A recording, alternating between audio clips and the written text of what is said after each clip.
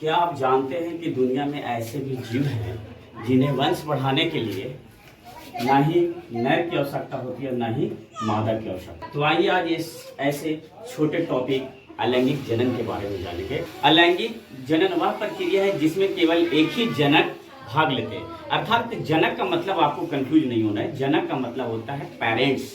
यानी जब हम इसमें लैंगिक जनन के बारे में पढ़े थे तो उसमें मेल और फीमेल गैमेट्स की आवश्यकता थी और तब क्या है, एक नए संतान की उत्पत्ति हो रही थी। तो प्यारे बच्चे, बिना पेरेंट्स के भी क्या है, नए संतान की उत्पत्ति होती है। क्या आपको ये अजूबा लग रहा है? तो बिल्कुल ये सत्य है कि बिना पेरेंट्स के भी क्या होती है, संतान की उत्पत्ति होती है और उसी को बोलते हैं अलैंगिक जनन, एसेक्सुअल रिप्रोडक्शन। और अलैंगिक जनन के 5 प्रकार हैं। पहला और बहुत ही आसान भाषा में आज हम आपको देसी भाषा में बताएंगे कि मुकुलन क्या है, विखंडन क्या है। बने रहिए वीडियो के 5 मिनट तक, ध्यान दीजिएगा। पहले जो है वो विखंडन। विखंडन का मतलब होता है प्यारे बच्चों 1 से 2 हो जाना। जैसे मान लीजिए कि घर में अगर आटा सनाता है तो आटा आप ले लीजिए और आटा को ऐसे करके उसको 2 टुकड़ा में बांट दीजिए, तो 1 से 2 टुकड़ा में बढ़ जाता है, उसी को बोलते हैं विखंडन। तो हम लोग अगर हम साइंस की बात कर रहे हैं तो ये विखंडन साइंस में क्या है, तो जनक कोशिका विभाजित होकर 2 या 2 से अधिक नई कोशिकाओं का निर्माण कर देता है। वही बात तो हुआ कि 2 या 2 से अधिक नई कोशिकाओं का निर्माण कर देता है, उसे क्या बोलते हैं, विखंडन बोलते हैं। अमीबा जो है अपने संतान की उत्पत्ति कुछ ऐसे ही करता है। वो 2 टुकड़े में क्या हो जाता है, टूट जाता है। जैसे आटा 1 लोई लिए और 2 भागों में क्या किए, बांट दिए, तो इस तरह से क्या होता है, उसकी विखंडन होता है और वो 2 टुकड़े में विभाजन होता है। प्यारे बच्चों, दूसरा जो है वो मुकुलन है। और मुकुलन का मतलब आप कंफ्यूज हो रहे हैं, जैसे कि किसी टहनी में मुकुल निकल जाना। कहीं जैसे मान लीजिए एक टहनी है और आप देखिएगा कि कभी कभी क्या होता है, इस तरह से क्या होता है, इसमें कुछ इस तरह से क्या होता है, निकल जाना। या फिर आप सबसे बढ़िया एग्जाम्पल जो है वो क्या है, हाइड्रा का ले लीजिए। क्या ले लीजिए, हाइड्रा का ले लीजिए।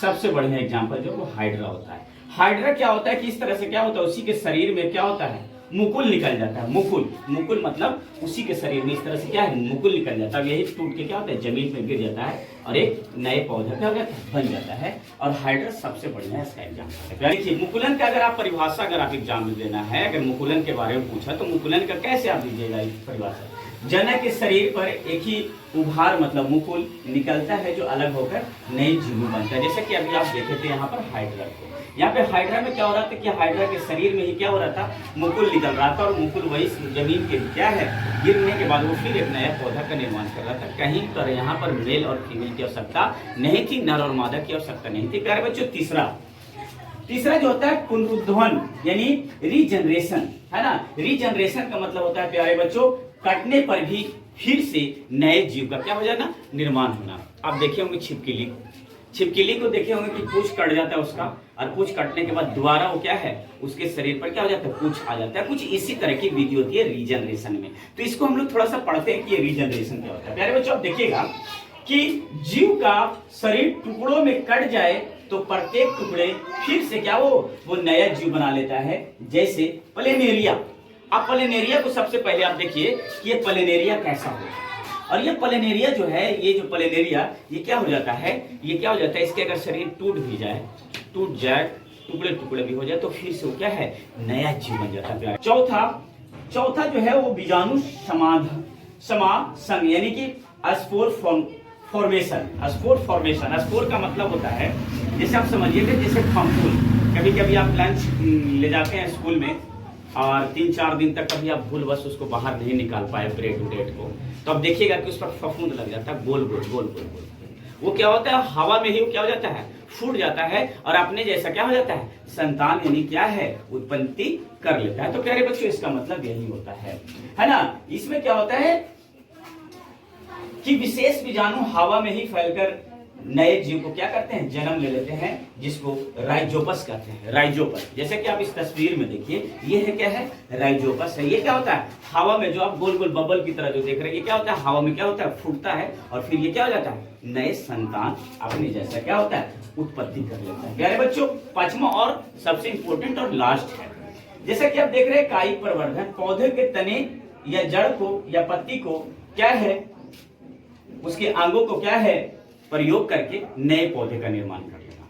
जैसे कि आप फूल देखें, गुलाब का फूल, अगर आपको गुलाब का फूल को फिर से फूल बनाना है तो आप उसके टहनी को काट कर क्या कर सकते हैं, जमीन में क्या कर सकते हैं, गाड़ सकते हैं, या फिर जमीन में उसको मिट्टी में दबाएंगे तो वो नया पौधा बन जाता है। आलू को आप देखे होंगे, आलू क्या होता है, उसमें क्या होता है कि कंसी की तरह क्या होता है, अंकुरित होता है वो, और वही आलू को जब मिट्टी में आप दबा दीजिएगा तो क्या होता है, वो फिर से क्या हो जाता है, फूट जाता है। प्यारे बच्चों, अभी जो आपने देखा कि मुकुलन, विखंडन, मुकुलन, पुनरुत्थान या बीजाणु या काई, ये प्रबंधन के तहत जो संतान की जो उत्पत्ति होती है प्यारे बच्चों, बिल्कुल अपने जनक की तरह होती है, अपने अपने जैसा एकदम सेम टू सेम फोटोकॉपी होता है, फोटोकॉपी होता है एकदम सेम। प्यारे बच्चों, अगर ये 5 मिनट का वीडियो या इसके कंसेप्ट अलैंगिक जन्म से संबंधित अगर आपको समझ आया है तो इसे लाइक करें और अपने दोस्तों में शेयर करें और सब्सक्राइब करना ना भूलें। तो फिर मिलते हैं अगले वीडियो में, जब तक पढ़ते रहिए, आगे बढ़ते रहिए, फिर मुलाकात करेंगे नेक्स्ट वीडियो में।